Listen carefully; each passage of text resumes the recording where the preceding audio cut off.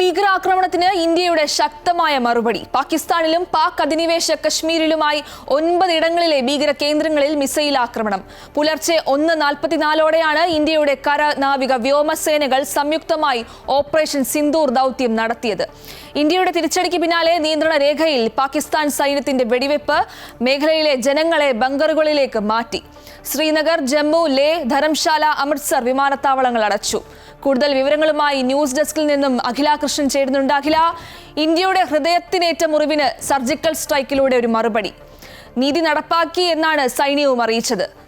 ഭാരത് മാതാ കി ജയ് എന്നാണ് പ്രതിരോധ മന്ത്രി രാജ്നാഥ് സിംഗിന്റെ പ്രതികരണവും. എങ്ങനെയായിരുന്നു ആ സർജിക്കൽ സ്ട്രൈക്ക്? ഗോപിക സൂചിപ്പിച്ചതുപോലെ തന്നെ രാജ്യത്തിന്റെ ഹൃദയത്തിനേറ്റ വലിയ മുറിവായിരുന്നു പെഹൽഗാമിലെ ഭീകരാക്രമണം. സാധാരണക്കാരായ 26 പേരെ ഭീകരർ വെടിവെച്ചു കൊന്ന വാർത്ത വളരെ ഞെട്ടലോടെയാണ് രാജ്യം കേട്ടത്. അതിന് പിന്നാലെ തന്നെ രാജ്യം ഒരു തിരിച്ചടി നൽകുമെന്ന് നമുക്ക് ഉറപ്പായിരുന്നു.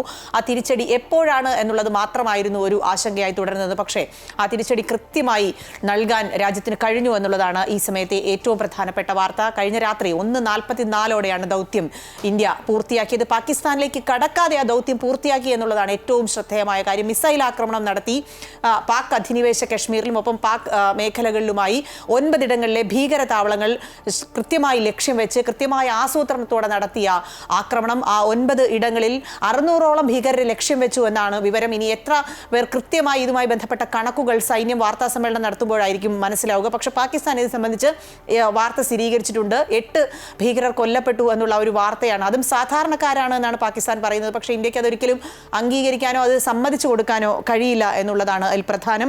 9 കേന്ദ്രങ്ങൾ എന്നുദ്ദേശിക്കുന്നത് മുസാഫർബാദ്, ബഹവൽപൂർ, കോട്ട്ലി, മുരിഡക് എന്നിവിടങ്ങളിലെ കേന്ദ്രങ്ങളിലാണ് ആക്രമണം നടത്തിയതെന്നാണ് ലഭിക്കുന്ന വിവരം. ലഷ്കർ ഇ തോയ്ബയുടെ കേന്ദ്രമാണ് ഈ മുരിഡക് എന്ന് പറയുന്ന സ്ഥലം. അതുപോലൊപ്പം തന്നെ ഈ ബഹവൽപൂർ എന്ന് പറയുന്ന ജെയ്ഷെ മുഹമ്മദിന്റെ ആസ്ഥാനമാണ്. ലഷ്കർ ഇ തോയ്ബയും ജെയ്ഷെ മുഹമ്മദിനെയും കൃത്യമായി ഉന്മൂലനം ചെയ്യണം എന്നുള്ള ഒരു ദൃഢനിശ്ചയത്തോടെ രാജ്യം തിരിച്ചടിക്ക് ഒരുങ്ങുകയായിരുന്നു. നേരത്തെ തന്നെ ആദ്യം മുതൽ തന്നെ പ്രധാനമന്ത്രി കൃത്യമായി വ്യക്തമാക്കിയതാണ് രാജ്യത്തിന് ഏറ്റ ആ ഒരു വേദനയ്ക്കും കൃത്യമായ മറുപടി നൽകും. കഴിഞ്ഞ ദിവസം തന്നെ പ്രതിരോധ മന്ത്രി ഇതിന് കൃത്യമായ മറുപടി പറഞ്ഞു. പ്രതിരോധ മന്ത്രി എന്ന നിലയിൽ മറുപടി നൽകേണ്ടത് തൻ്റെ കൂടി ഉത്തരവാദിത്തമാണ്. അത് കൃത്യമായി അവരുടെ കേന്ദ്രങ്ങളിൽ തന്നെ മറുപടി കൊടുക്കും എന്നുള്ള ഒരു കാര്യം പ്രതിരോധ മന്ത്രി വ്യക്തമാക്കിയിരുന്നതാണ്. അതിന് പിന്നാലെയാണ് ഇത്തരത്തിലുള്ള ഒരു നടപടി. ഇപ്പോൾ ഞാൻ മനസ്സിലാക്കുന്നത് ശരിയാണെങ്കിൽ നമ്മുടെ PCR-ൽ കഴിഞ്ഞ ദിവസം സേന പങ്കുവച്ച ഒരു വീഡിയോ ഉണ്ടാകും. രാവിലെ 1:22-ന് ഞങ്ങൾ തയ്യാറാണ് എല്ലാത്തിനും എന്നുള്ള ഒരു വീഡിയോ സേന പങ്കുവയ്ക്കുന്നു. പിന്നാലെ 1:42-ന് 1:44-ന് മറുപടി നൽകുകയായിരുന്നു. ആ വീഡിയോ കാണാം. I'll find you through the dust and the storm. I'll find you through these machines I'll carry.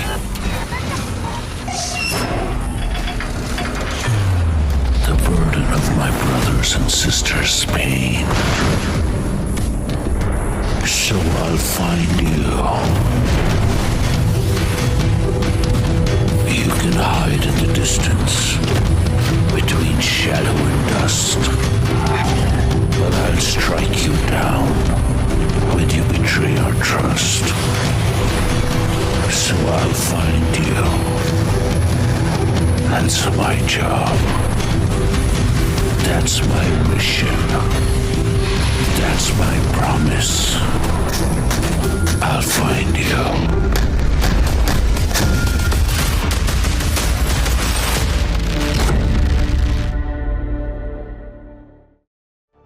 Indian army പങ്കുവച്ച ശക്തമായ തിരിച്ചടിക്കും എന്നുള്ള ആ ഒരു വീഡിയോ ആണ് നമ്മൾ കണ്ടത്. നേരത്തെ സൂചിപ്പിച്ചതുപോലെ തന്നെ 8 ഇടങ്ങളിൽ മിസൈൽ ആക്രമണം കൃത്യമായി 9 ഇടങ്ങളിൽ മിസൈൽ ആക്രമണം നടത്തി. 12-ലധികം ഭീകരർ ഇതുമായി ബന്ധപ്പെട്ട് കൊല്ലപ്പെട്ടിട്ടുണ്ട് എന്നുള്ള വിവരം പുറത്തു വരുന്നുണ്ട്. പക്ഷേ അതിലധികം 300ഓളം ഭീകരരെ വധിച്ചു എന്നുള്ള വാർത്തകളും വരുന്നു. അതിലൊരു കൃത്യത കുറച്ച് സമയത്തിനുള്ളിൽ ലഭിക്കുമെന്നാണ് മനസ്സിലാക്കുന്നത്. 600 ഭീകരരെ നമ്മൾ ലക്ഷ്യം വെച്ചിരുന്നു എന്നുള്ളത് വ്യക്തമാണ്. ഒപ്പം ഈ ആക്രമണം പാകിസ്ഥാൻ സ്ഥിരീകരിച്ചിട്ടുണ്ട്. തിരിച്ചടിക്കും, ശക്തമായ തിരിച്ചടി നൽകും എന്നുള്ള ഒരു കാര്യമാണ് പാകിസ്ഥാൻ വ്യക്തമാക്കിയിട്ടുള്ളത്.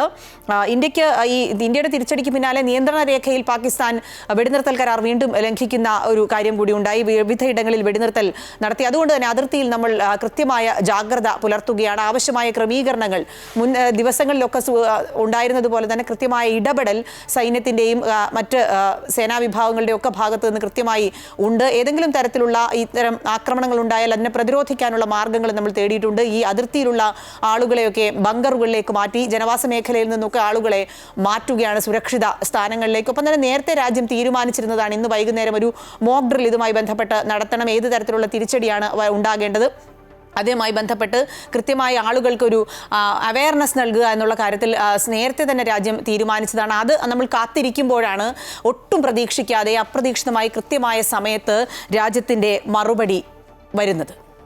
അഖില, ഓപ്പറേഷൻ സിന്ദൂർ എന്നാണ് ഈ ദൗത്യത്തിന് പേരിട്ടിരിക്കുന്നത്. ഒരുപാട് പേരുടെ സിന്ദൂരം മാറ്റൊരു ഭീകര ആക്രമണമായിരുന്നു ഇത്. പുരുഷന്മാരെ കേന്ദ്രീകരിച്ചായിരുന്നു ആക്രമണം. ഈ തുടർച്ചയായ നയതന്ത്ര തിരിച്ചടിക്ക് പിന്നാലെയാണ് ആയുധം കൊണ്ടുള്ള ശക്തമായ തിരിച്ചടി ഇന്ത്യ നൽകിയത്. ഇതൊരു തുടക്കം മാത്രമാണ് എന്നാണ് ഇന്ത്യ വ്യക്തമാക്കിയതും. ഇനിയുള്ള തുടർ നീക്കങ്ങൾ എന്തൊക്കെയാണ്? ഗോപിക സൂചിപ്പിച്ചതുപോലെ തന്നെ നയതന്ത്ര തിരിച്ചടി, ശക്തമായ നയതന്ത്ര തിരിച്ചടി കഴിഞ്ഞ 15 ദിവസമായി രാജ്യം പാകിസ്ഥാന് നൽകുന്നുണ്ട്. ഈ ഭീകരാക്രമണത്തിന് പിന്നാലെ നയതന്ത്രപരമായി പാകിസ്ഥാനെ വരിഞ്ഞു മുറുക്കാനുള്ള ഒരു നീക്കമായിരുന്നു രാജ്യത്തിൻ്റെ ഭാഗത്ത് നിന്ന് ഉണ്ടായിരുന്നത്. ഈ 1960 സിന്ധു നദീജല കരാർ റദ്ദാക്കിക്കൊണ്ടായിരുന്നു ആദ്യം തിരിച്ചടി. ഒരു തുള്ളി വെള്ളം പാകിസ്ഥാന് കൊടുക്കില്ല എന്നുള്ള ഒരു തീരുമാനം ജലശക്തി എടുക്കുകയും അതിനുവേണ്ടിയുള്ള നടപടികൾ കഴിഞ്ഞ ദിവസം അടക്കം അതിനുവേണ്ടിയുള്ള നടപടികൾ ഉണ്ടായിരുന്നു. ബഗ്ലിഹാർ ഡാമിലെ അണക്കെട്ടിന്റെ ഷട്ടർ താഴ്ത്തി പാകിസ്ഥാനിലേക്കുള്ള ജലമൊഴുക്കൊക്കെ തടഞ്ഞ് നിയന്ത്രണ രേഖയിലൊക്കെ കൃത്യമായ ഇടപെടൽ നടത്തി നയതന്ത്ര തരത്തിൽ പാകിസ്ഥാനെ വരിഞ്ഞു മുറുക്കുന്ന ഒരു രീതി ഉണ്ടായിരുന്നു. ഒപ്പം വിസ നൽകുന്ന പാകിസ്ഥാൻ പൗരന്മാർക്ക് വിസ നൽകുന്നതടക്കം ഒഴിവാക്കിക്കൊണ്ട് രാജ്യം തിരിച്ചടിച്ചു. ഇന്ത്യയിലുള്ള പാക് പൗരന്മാരെ തിരിച്ചയക്കാനുള്ള നടപടികൾ കൃത്യമായി രാജ്യം സ്വീകരിച്ചു. വ്യാപാര തരത്തിൽ പാകിസ്ഥാനെ തകർക്കുന്ന തരത്തിൽ ഇറക്കുമതിയും ഇന്ത്യയിലേക്കുള്ള ഇറക്കുമതിയും ഇന്ത്യയിൽ നിന്നുള്ള കയറ്റുമതിയും ഒക്കെ തടഞ്ഞ് ഇടപെടൽ ഇന്ത്യ നടത്തുന്ന ഒരു കാര്യമാണ് കഴിഞ്ഞ ദിവസങ്ങളിൽ ഉണ്ടായത്. ഒപ്പം ഇന്ത്യൻ സമുദ്ര അതിർത്തിയിലേക്ക് കപ്പൽ എത്താനുള്ള കാര്യം ഒഴിവാക്കി. ഇന്ത്യൻ കപ്പലുകൾ പാകിസ്ഥാൻ തുറമുഖങ്ങളിലേക്ക് പോകരുതെന്നുള്ള നിർദ്ദേശം ഉണ്ടായി. തപാലും പാഴ്സൽ സർവീസുകളും ഒക്കെ റദ്ദാക്കിക്കൊണ്ടുള്ള നടപടികൾ ഇന്ത്യ സ്വീകരിക്കുന്നുണ്ടായിരുന്നു. ഒപ്പം സമൂഹ മാധ്യമങ്ങളിൽ 16 യൂട്യൂബ് ചാനലുകൾ അടക്കം നിരവധി സമൂഹ മാധ്യമങ്ങൾ ഇന്ത്യയിൽ നിരോധിക്കുന്നതടക്കമുള്ള നടപടികൾ രാജ്യം സ്വീകരിച്ചു. ഒപ്പം പഞ്ചാബിലെ അട്ടാരി അതുപോലുള്ള അതിർത്തികളിൽ കൃത്യമായ ഈ അതിർത്തിയിൽ സാധാരണ ഈ ഇന്ത്യൻ സൈന്യവും പാകിസ്ഥാൻ സൈന്യവും ഒക്കെ ഒരു റിട്രീറ്റൊക്കെ നടത്തുന്നതാണ്. അതൊക്കെ ഒഴിവാക്കിക്കൊണ്ട് നയതന്ത്ര തരത്തിൽ പാകിസ്ഥാനെ വരിഞ്ഞു മുറുക്കുന്ന നടപടികൾ ഇന്ത്യ സ്വീകരിച്ചു. ഒപ്പം ലോക രാജ്യങ്ങളെ ഒപ്പം നിർത്താനും ഇന്ത്യക്ക് സാധിച്ചു എന്നുള്ളതാണ് ഏറ്റവും പ്രധാനം. കഴിഞ്ഞ ദിവസം UN സുരക്ഷാ സമിതിയിൽ അടക്കം പാകിസ്ഥാനെതിരെ ശക്തമായി ഒറ്റപ്പെട്ട് UN സുരക്ഷാ കൗൺസിലിൽ പാകിസ്ഥാൻ ഒറ്റപ്പെടുന്ന കാഴ്ചയാണ് കഴിഞ്ഞ ദിവസം കണ്ടത്. എല്ലാ രാജ്യങ്ങളും പാകിസ്ഥാനെതിരെ, അതായത് പാകിസ്ഥാൻ മിസൈൽ ആക്രമണം നടത്തും, ആണവായുധം പ്രയോഗിക്കും എന്നുള്ള പാകിസ്ഥാന്റെ പ്രസ്താവനയ്ക്കൊക്കെ എതിരെ മറ്റു രാജ്യങ്ങൾ ശക്തമായ ചോദ്യങ്ങൾ പാക് പ്രതിനിധിക്കെതിരെ ഉന്നയിക്കുന്നതാണ് UN സുരക്ഷാ കൗൺസിലിൽ കഴിഞ്ഞ ദിവസം കണ്ടത്. അങ്ങനെ ശക്തമായ രീതിയിൽ പാകിസ്ഥാനെ നയതന്ത്ര തരത്തിൽ മറ്റ് രാജ്യങ്ങളുടെ ഇടയിലൊക്കെ ഒറ്റപ്പെടുത്തിയതിനു ശേഷമാണ് ഇന്ത്യ ഇത്തരത്തിലൊരു ശക്തമായ തിരിച്ചടി നൽകിയത് എന്നുള്ളതാണ് ഏറ്റവും പ്രധാനം. ഒപ്പം തന്നെ അമേരിക്കയുമായും ഈ ഗൾഫ് രാജ്യങ്ങളായ സൗദി അറേബ്യ, UAE അടക്കമുള്ള രാജ്യങ്ങളുമായും റഷ്യയുമായും ഒക്കെ ഇന്ത്യ ഇതുമായി ബന്ധപ്പെട്ട് നേരത്തെ ചർച്ചകളൊക്കെ നടത്തിയിരുന്നുവെന്നാണ് മനസ്സിലാക്കുന്നത്. അങ്ങനെ ലോക രാജ്യങ്ങളെ ഒപ്പം നിർത്തി അതിന് പാകിസ്ഥാനെ എല്ലായിടത്തും ഒറ്റപ്പെടുത്തിക്കൊണ്ട് ശക്തമായ തിരിച്ചടിയാണ് രാജ്യം നൽകിയിരിക്കുന്നത്. അഖില, എടുത്തു പറയേണ്ട ഒരു കാര്യം, 24 സ്ഥലങ്ങളിൽ ആക്രമണം ഉണ്ടായെന്നാണ് പാകിസ്ഥാൻ വെളിപ്പെടുത്തിയത്. 8 മരണമെന്ന് സ്ഥിരീകരിക്കുകയും ചെയ്തിട്ടുണ്ട്. ഇനി ഇന്ത്യയുടെ ഭാഗത്തുനിന്ന് ഇതിനെക്കുറിച്ചൊരു സ്ഥിരീകരണം വരേണ്ടതുണ്ട്. ഇന്ത്യയുടെ നീക്കം തത്സമയം വീക്ഷിക്കുകയായിരുന്നു പ്രധാനമന്ത്രി. അജിത് ഡോവൽ കഴിഞ്ഞ ദിവസം പറഞ്ഞിരുന്നു പാകിസ്ഥാന്റെ മടയിൽ കയറി തന്നെ ആക്രമണം നല്ലൊരു ശക്തമായ തിരിച്ചടി നൽകുമെന്ന്. അതിപ്പോൾ യാഥാർത്ഥ്യമായിരിക്കുകയാണ്. കൃത്യമായൊരു പ്ലാനോട് കൂടി തന്നെയായിരുന്നു ഇന്ത്യയുടെ നീക്കവും. തീർച്ചയായും ഞാൻ ആദ്യം സൂചിപ്പിച്ചതുപോലെ തന്നെ കൃത്യമായ കണക്കുകൂട്ടൽ രാജ്യത്തിന് ഇക്കാര്യത്തിൽ ഉണ്ടായിരുന്നു എന്നത് വ്യക്തമാണ്. കാരണം നമ്മൾ പുൽവാമയിലെ ഭീകരാക്രമണത്തിന് നമ്മൾ ബലാക്കോട്ടിൽ കൃത്യമായ മറുപടി കൊടുക്കുന്നതും ഒരു പുലർച്ചെയാണ്. അതുപോലെ തന്നെ അർദ്ധരാത്രിയിൽ കൃത്യമായി മറുപടി കൊടുക്കാൻ എല്ലാ പ്ലാനിങ്ങും നടത്തിയാണ് രാജ്യം മുന്നോട്ട് പോയത് എന്നുള്ളത് ഏറ്റവും പ്രധാനപ്പെട്ട കാര്യമാണ്. കഴിഞ്ഞ ദിവസം ദേശീയ സുരക്ഷാ ഉപദേഷ്ടാവ് അജിത് ഡോവൽ പ്രധാനമന്ത്രിയുമായി കൂടിക്കാഴ്ച നടത്തുമ്പോൾ തന്നെ രാജ്യത്തിനകത്ത് ഇത്തരത്തിൽ രാജ്യം ഏതോ തരത്തിൽ തിരിച്ചടിക്ക് ഒരുങ്ങുകയാണ് എന്നുള്ള കാര്യം ഉറപ്പായിരുന്നു. നേരത്തെ തന്നെ ഈ സുരക്ഷാ ഉദ്യോഗസ്ഥരുമായിട്ടൊക്കെ പ്രധാനമന്ത്രി കഴിഞ്ഞ ദിവസങ്ങളിലൊക്കെ നിർണായകമായ ചർച്ചകൾ നടത്തിയിരുന്നു. ഈ നാവികസേനാ മേധാവിമാരുമായും ഒക്കെ കൃത്യമായ ചർച്ചകൾ നടത്തിയിരുന്നു. സാഹചര്യങ്ങളെല്ലാം കൃത്യമായി വിലയിരുത്തിയിരുന്നു. പ്രധാനമന്ത്രി നേരിട്ട് തന്നെ ഈ കാര്യങ്ങൾ ഏകോപിപ്പിച്ചു എന്നുള്ളതാണ് മനസ്സിലാക്കുന്നത്. ഈ ലൈവായി ഇത് നിരീക്ഷിച്ച് കാര്യമായ ഇടപെടൽ പ്രധാനമന്ത്രി ഇതുമായി ബന്ധപ്പെട്ട് നടത്തിയിട്ടുണ്ട് എന്നാണ് മനസ്സിലാക്കുന്നത്. പക്ഷേ ഇതുമായി ബന്ധപ്പെട്ട കൂടുതൽ വിവരങ്ങൾ 10 മണിക്ക് മിനിസ്ട്രി ഓഫ് എക്സ്റ്റേണൽ അഫയേഴ്സും ഒപ്പം മിനിസ്ട്രി ഓഫ് ഡിഫൻസും ചേർന്ന് വാർത്താ സമ്മേളനം നടത്തുമെന്ന് അറിയിച്ചിട്ടുണ്ട്. എന്തൊക്കെയാണ് സംഭവിച്ചത്, ഏതൊക്കെ ഭീകരരെയാണ് വധിച്ചിട്ടുള്ളത്, എത്ര പേരെ രാജ്യം വധിച്ചിട്ടുണ്ട് എന്നതടക്കമുള്ള കാര്യങ്ങൾ പുറത്തു വരും. കഴിഞ്ഞ ദിവസം മല്ലികാർജ്ജുൻ ഖാർഗെ അടക്കം പ്രധാനമന്ത്രിക്കും ഒപ്പം രാജ്യത്തിൻ്റെ ഈ സുരക്ഷാ മേഖലയുമായി ബന്ധപ്പെട്ടുമൊക്കെ വലിയ ചോദ്യങ്ങൾ ഉയർത്തിയ സാഹചര്യത്തിൽ തീർച്ചയായും രാജ്യത്തിൻ്റെ മറുപടി പ്രതീക്ഷിക്കുകയാണ്. ആ ഒരു മറുപടി എന്തൊക്കെയായിരിക്കും രാജ്യം ഇതുമായി ബന്ധപ്പെട്ട്, അതായത് ഈ ഓപ്പറേഷൻ സിന്ദൂറുമായി ബന്ധപ്പെട്ട് നടത്തിയത് എന്നുള്ള കാര്യങ്ങളിൽ കൃത്യമായ വിശദീകരണം അപ്പോഴായിരിക്കും വരിക. പക്ഷേ രാജ്യത്തെ സംബന്ധിച്ച്, രാജ്യത്തെ ഓരോ ജനങ്ങളെയും സംബന്ധിച്ച് അവരുടെ ഏറ്റവും സന്തോഷമുള്ള ഒരു പുലരിയാണ് ശരിക്കും ഇന്ന് ഉണ്ടായത്. അർദ്ധരാത്രി രാജ്യം തിരിച്ചടിച്ചിരിക്കുന്നു. പാകിസ്ഥാന് ശക്തമായ മറുപടി, അതായത് സാധാരണക്കാരനെ ലക്ഷ്യം വെക്കാതെ, പാകിസ്ഥാൻ എപ്പോഴും അങ്ങനെയാണ്, നമ്മുടെ സാധാരണക്കാരെ ലക്ഷ്യം വെച്ചാണ് ആക്രമണം നടത്തുന്നത്.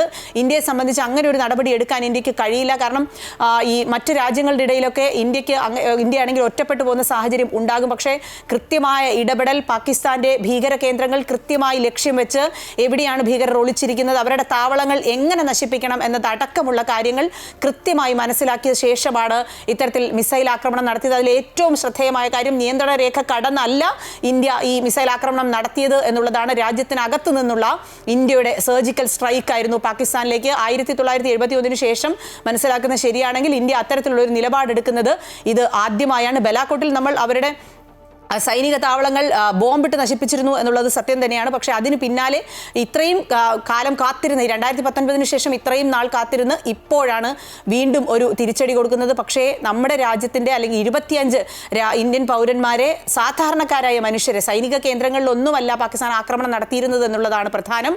അതുകൊണ്ട് തന്നെ ആ രാജ്യത്തിൻ്റെ ഹൃദയത്തിനേറ്റ മുറിവിന് രാജ്യം തിരിച്ചടി നൽകുകയാണ്.